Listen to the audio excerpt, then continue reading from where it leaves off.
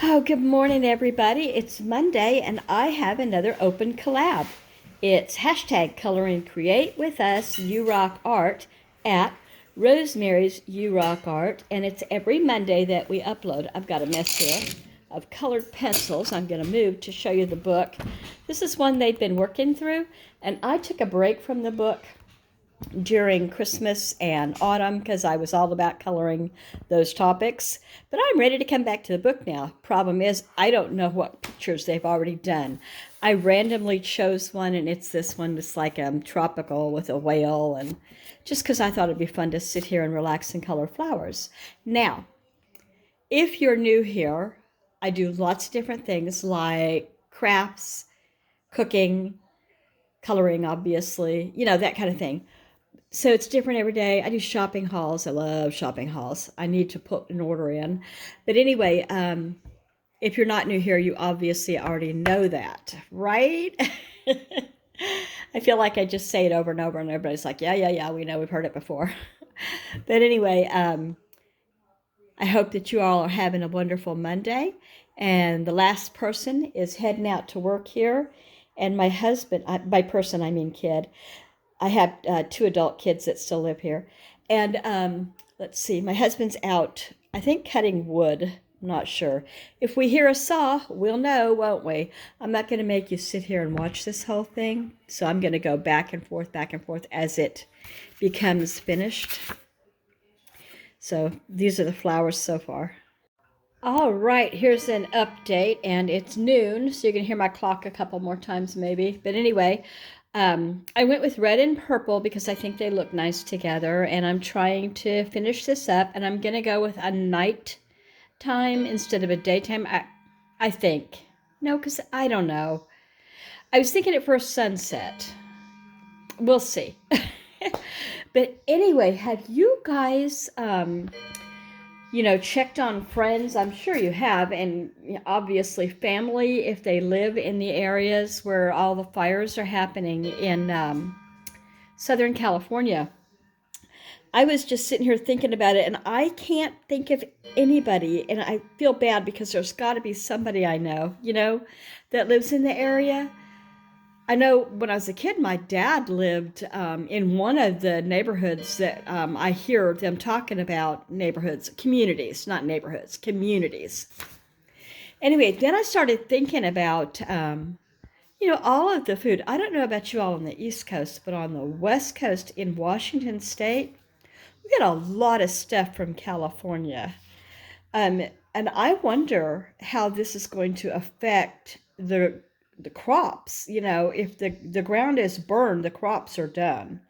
If they were growing, they could probably, after the fires are out and smoke's cleared, they can, dig up and start over. But do you all realize how much produce and nuts and things that they specifically grow for export? I was looking it up, and a lot of citrus, grapes, especially wine grapes. And when we had fires here in Washington a couple years ago, they were saying that the wine grapes turned to a smoky flavor, and that ruined what they were going for. It didn't make it undrinkable, I don't think, but it made it a whole different taste. And so they grow a lot of grapes. And then almonds and pistachios are a huge crop, and avocado. What do you think was going to happen come in the next 2 weeks when everybody starts looking for their Valentine strawberries? The ones that people dip in chocolate and, put out with the long stems on them and everything. That's going to be expensive. I mean, it's already expensive, but and then the lettuce, all kinds of lettuce is grown there and then shipped out. And there's herbs, there's cilantro, basil, and parsley that, grow year round there because it's so moderate, and they can. Anyway, I'm wondering how this is going to affect not just the prices, but the availability. I mean, like some things might be and if avocado trees burned, and citrus trees, how long does it take to grow them back to maturity to produce. This could be a game changer for the whole country. Am I the only one that's thinking like that? Doom, doom, doom. But really, has anybody given that any? I haven't been watching the news today, so I don't know. Maybe that's already been talked about. All right. Hubby just left to pick up gas at the feed store for his saw.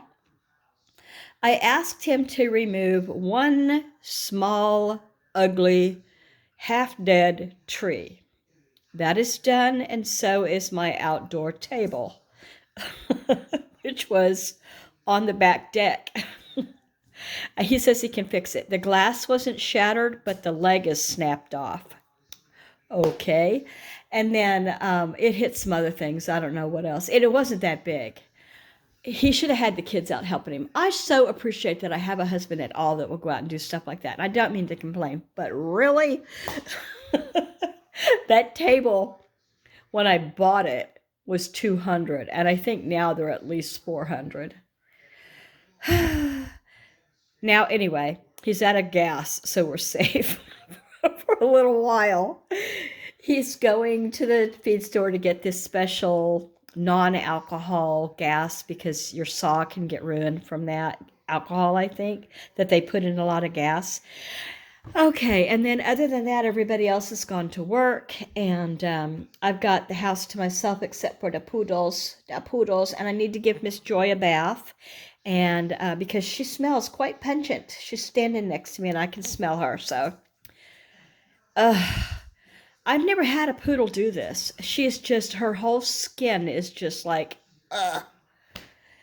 All right, well, and besides that, I need to put dinner together, and I need to clean up the breakfast. I made toast and eggs for everybody this morning.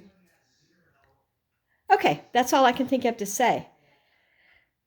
If we have any people in our circle of friends and family here, I'm all about praying for your family. Let me know who I can write down and think about in prayer. And so I'm going to get back to coloring.